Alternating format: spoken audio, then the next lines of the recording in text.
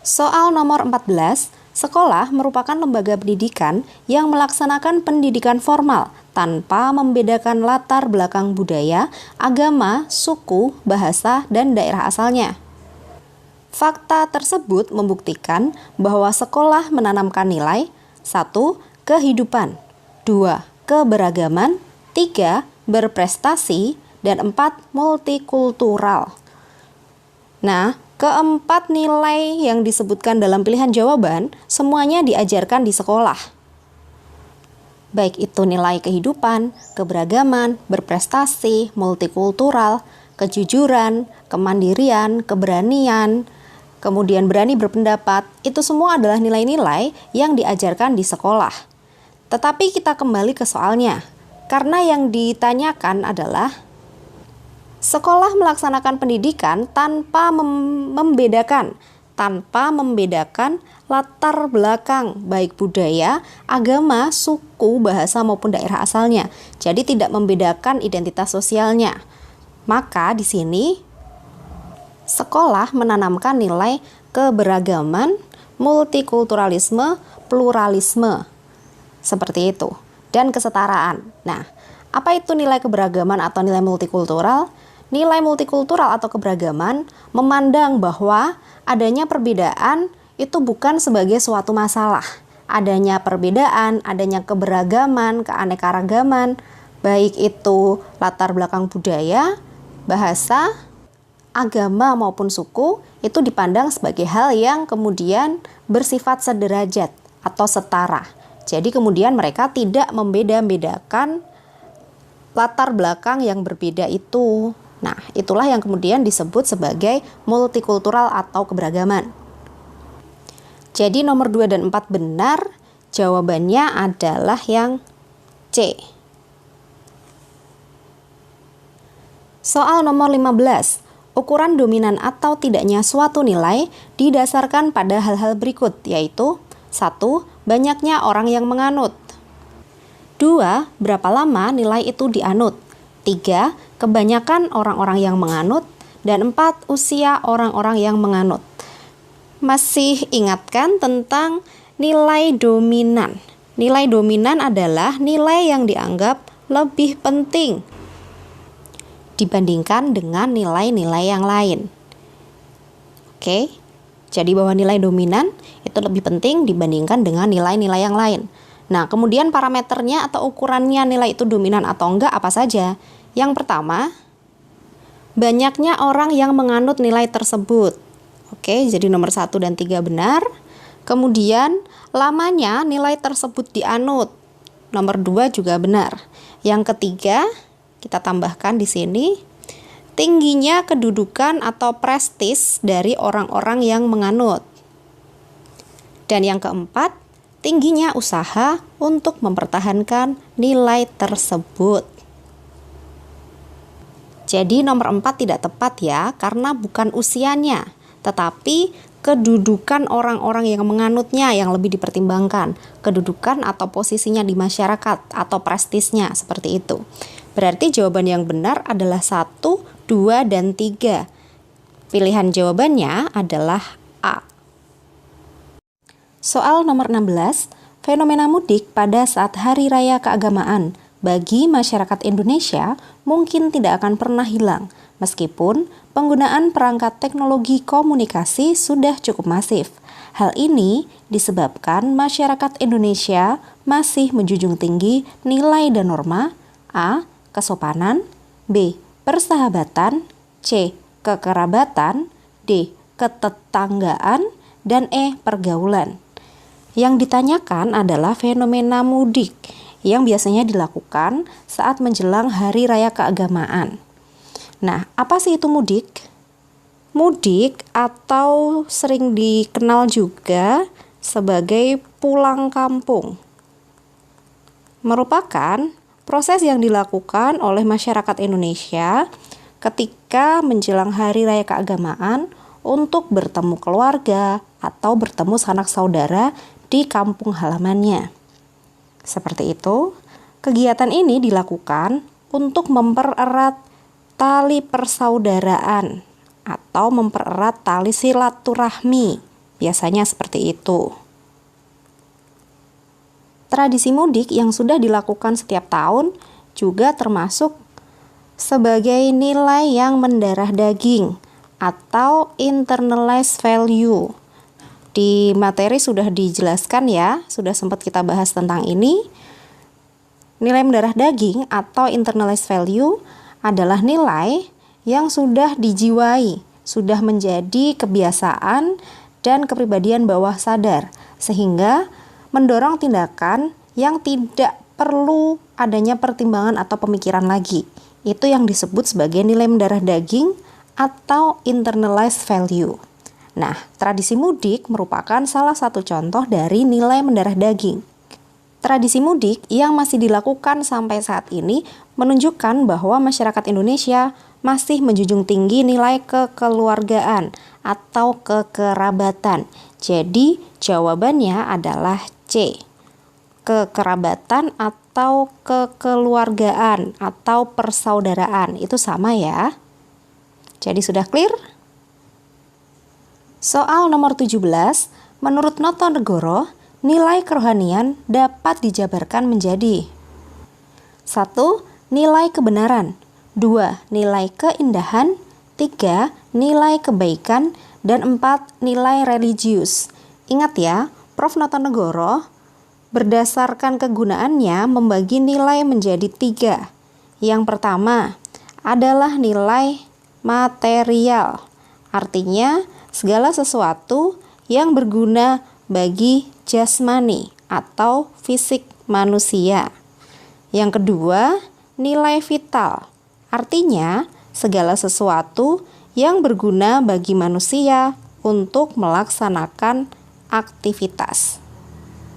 Dan yang ketiga adalah nilai kerohanian, yang artinya adalah segala sesuatu yang bermanfaat atau berguna bagi batiniahnya manusia.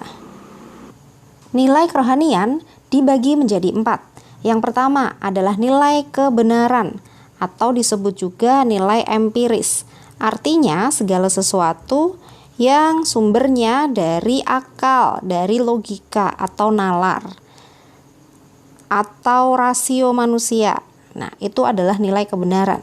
Yang kedua, nilai keindahan atau disebut sebagai nilai estetika, yakni nilai yang berkaitan dengan ekspresi perasaan. Yang ketiga, ada nilai kebaikan atau disebut juga sebagai nilai etika. Sumbernya adalah kehendak atau kemauan terkait dengan perilaku yang terpuji, seperti itu. Sedangkan nilai religius atau nilai keagamaan berarti sumbernya adalah kepercayaan pada Tuhan. Jadi ada 4 ya nilai kerohanian itu. Berarti nomor 1 benar, 2 benar, 3 benar, 4 juga benar. Nomor 1 sampai 4 benar, jawabannya adalah E. Nomor 18, nilai sosial yang ada dalam masyarakat digunakan oleh seseorang sebagai 1. Acuan untuk menilai yang baik dan yang buruk. 2. Aturan untuk bersikap dan berperilaku. 3. Pertimbangan pengambilan keputusan dalam bersikap dan berperilaku. 4. Pemberian sanksi sosial. Kita ingat lagi konsep dari nilai sosial. Nilai sosial merupakan konsepsi atau pemikiran abstrak tentang yang baik dan yang buruk, tentang yang berharga dan tidak berharga, tentang yang penting dan tidak penting, tentang yang diterima maupun yang ditolak. Itu adalah konsep dari nilai sosial. Nah, sudah bisa dipahami? Oke, nilai sosial menjadi pertimbangan dalam setiap pengambilan keputusan, dalam menentukan pilihan maupun dalam menentukan sikap. Jadi nilai sosial selalu menjadi dasar pertimbangan dalam memilih, dalam bersikap maupun mengambil keputusan. Jadi jawaban nomor 1, nilai menjadi acuan untuk menilai yang baik dan yang buruk, ini benar.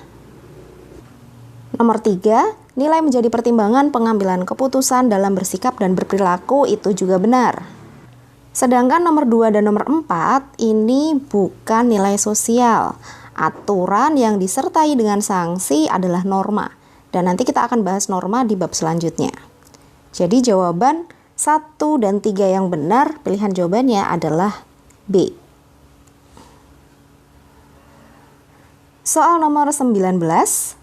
Nilai-nilai yang dapat menciptakan perdamaian dan ketentraman pada masyarakat heterogen adalah nilai 1. Pluralisme, 2. Demokrasi, 3. Toleransi, dan 4. Patriotisme. Yang ditanyakan adalah nilai-nilai pada masyarakat heterogen. Apa itu masyarakat heterogen? Masyarakat heterogen adalah masyarakat yang terdiri dari berbagai macam suku, agama, budaya, mata pencaharian, dan yang lain sebagainya. Intinya mereka adalah masyarakat yang terdiri dari berbagai latar belakang. Sehingga untuk menciptakan masyarakat heterogen yang damai dan tentram dibutuhkanlah pemahaman tentang kesetaraan, pemenuhan hak yang adil dan merata, serta sikap saling menghargai. Maka nilai pluralisme, nilai demokrasi, dan nilai toleransi itu dibutuhkan untuk menciptakan perdamaian dan ketentraman pada masyarakat heterogen. Apa itu pluralisme? Pluralisme adalah kesediaan untuk menerima berbagai keragaman atau keberagaman yang ada di dalam masyarakat. Demokrasi adalah pemerintahan yang memberikan kesempatan yang adil dan setara kepada seluruh warga masyarakat. Sedangkan toleransi adalah sikap saling menghargai dan menghormati. Patriotisme tidak termasuk di sini ya. Patriotisme artinya adalah cinta terhadap tanah air, terhadap kesatuan NKRI misalnya. Itu berarti patriotisme. Jawaban 1, 2, dan 3, pilihan jawabannya adalah A. Soal nomor 20. Dalam bersikap dan berperilaku, seseorang mengikuti aturan dan nilai-nilai yang berlaku dalam kelompok lain. Sebab konformitas seseorang pada aturan dan nilai kelompoknya memungkinkan ia dapat berperilaku dan bersikap sesuai dengan kelompoknya. Nilai sosial akan selalu menjadi dasar pertimbangan dalam bersikap dan berperilaku. Itu sudah jelas. Apakah kemudian pernyataan yang di atas ini benar? Dalam bersikap dan berperilaku, seseorang mengikuti aturan dan nilai-nilai yang berlaku dalam kelompok lain. Ini salah. Harusnya adalah aturan dan nilai-nilai yang berlaku di dalam kelompoknya. Itu yang harus menjadi pertimbangan dalam bersikap dan berperilaku. Jadi jawabannya salah. Sebab konformitas seseorang pada aturan dan nilai kelompoknya memungkinkan ia dapat berperilaku dan bersikap sesuai dengan kelompoknya. Apa itu konformitas? Konformitas adalah tindakan untuk mematuhi nilai dan norma.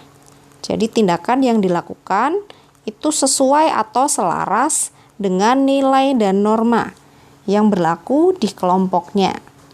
Berarti jawabannya benar.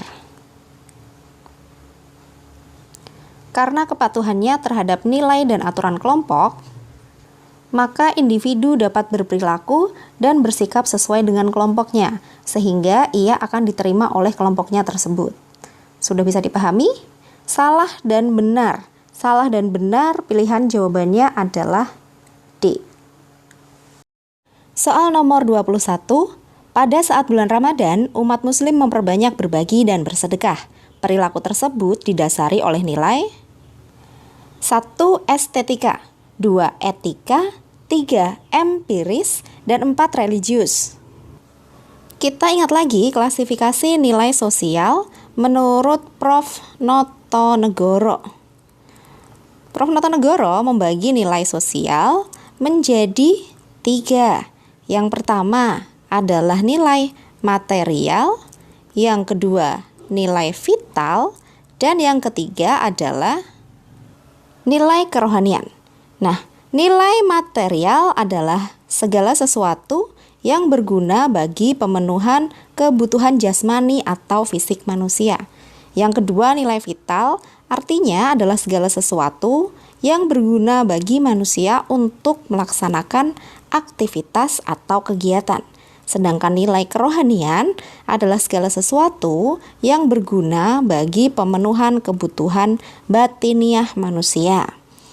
Oke, nilai kerohanian masih dibagi lagi menjadi 4, yaitu nilai etika atau kebaikan, kemudian nilai empiris atau kebenaran, yang ketiga nilai estetika atau keindahan, dan yang terakhir adalah nilai religius. Nilai etika atau kebaikan bersumber dari kehendak atau kemauan tentang perilaku yang terpuji, perilaku yang tercela, seperti itu. Nilai empiris adalah nilai kebenaran. Sumbernya adalah penggunaan rasio, akal sehat, dan logika. Sedangkan nilai estetika atau keindahan bersumber dari rasa, tentang ekspresi perasaan. Dan nilai religius bersumber dari kepercayaan serta keyakinan terhadap Tuhan. Kembali ke soal, kata kuncinya bulan Ramadan. Umat muslim memperbanyak berbagi dan bersedekah. Maka perilaku ini didasari yang pertama oleh nilai religius karena ini dilakukan umat muslim ketika bulan Ramadan. Kemudian berbagi dan bersedekah ini merupakan perbuatan yang terpuji berhubungan dengan nilai kebaikan atau etika. Berarti nomor 2 juga benar. 2 dan 4 pilihan jawabannya adalah C. Soal terakhir nomor 22. Pernyataan manakah yang mencerminkan nilai sosial berfungsi sebagai kontrol sosial? A. Orang muda menghormati orang yang lebih tua. B. Setiap orang memiliki kedudukan yang sama di hadapan hukum. C. Perbuatan menghilangkan nyawa orang lain merupakan pelanggaran nilai sosial serius. D. Orang muda lebih terbuka dalam berpendapat daripada orang tua. Dan E. Perempuan tidak pantas keluar pada malam hari. Kontrol sosial apa itu? Kontrol sosial adalah mekanisme pengawasan untuk mengarahkan anggota masyarakat agar berperilaku dan bersikap sesuai dengan nilai dan norma, serta mencegah anggota masyarakat untuk melakukan penyimpangan sosial. Jadi, agar anggota masyarakat tidak berperilaku menyimpang, maka diadakanlah kontrol sosial atau pengawasan sosial. Nah, kemudian perilaku mana yang menunjukkan nilai sosial yang berfungsi sebagai pengawasan atau kontrol sosial? Yang A, orang muda menghormati orang yang lebih tua. Ini bukan ya, ini menunjukkan sikap saling menghargai. Yang B, setiap orang memiliki kedudukan yang sama di hadapan hukum. Ini juga bukan. Ini menunjukkan keadilan. Yang C, perbuatan menghilangkan nyawa. Ini juga bukan. Yang D, orang muda lebih terbuka dalam berpendapat. Ini juga bukan. Ini tidak ada hubungannya dengan pengawasan. Kontrol sosial ditunjukkan oleh jawaban yang E, yaitu perempuan tidak pantas keluar pada malam hari. Kenapa? Karena pada malam hari rawan terjadi aksi-aksi kriminal atau kejahatan. Sedangkan perempuan dianggap sebagai sasaran target yang cukup mudah seperti itu. Maka perempuan-perempuan yang kemudian dihimbau untuk tidak keluar pada malam hari menunjukkan penerapan nilai sosial yang fungsinya sebagai kontrol atau pengawasan sosial. Oke, sudah bisa dipahami?